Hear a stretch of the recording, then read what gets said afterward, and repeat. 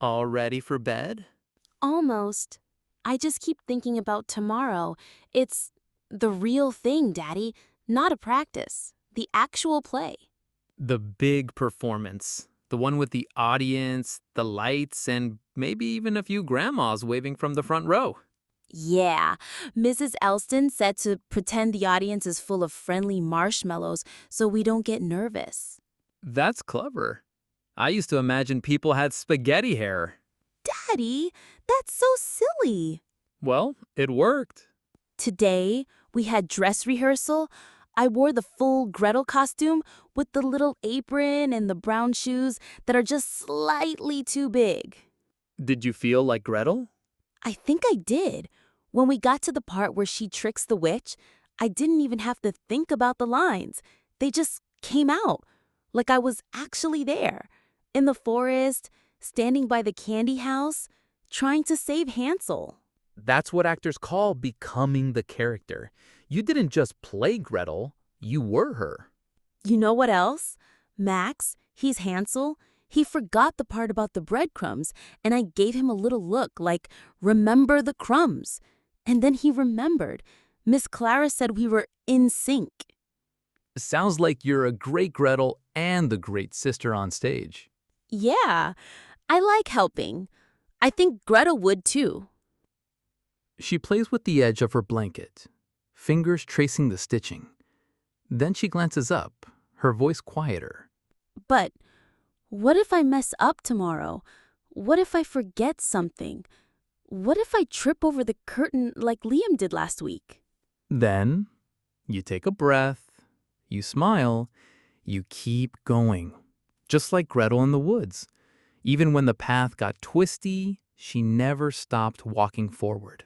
Even when it was scary? Especially then.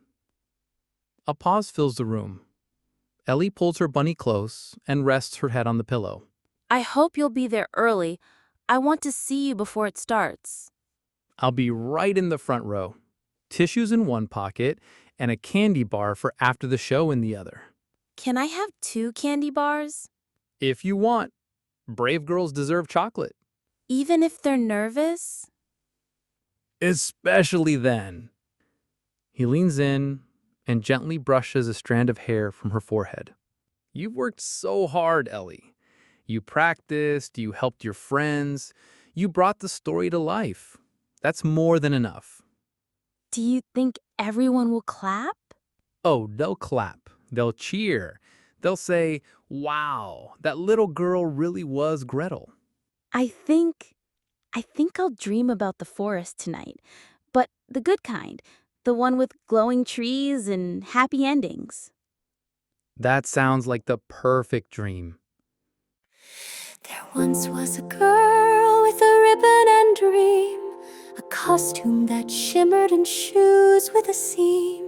She stood on a stage where the fairy lights shone and whispered, I'm ready, though not quite alone. She followed the crumbs through the forest of fear.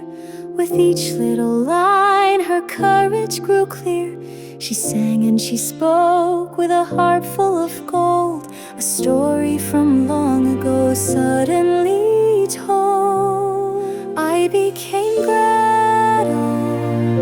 I stepped through the trees with starlight above me and wind in the leaves. I found my own voice when the curtain was raised, and I'll never forget how it felt to be brave.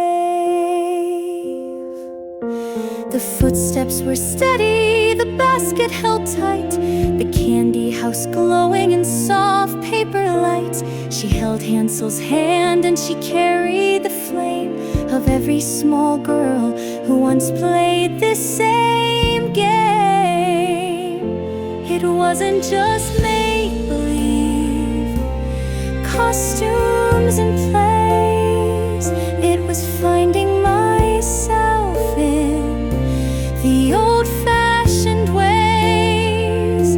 Each word that I spoke, each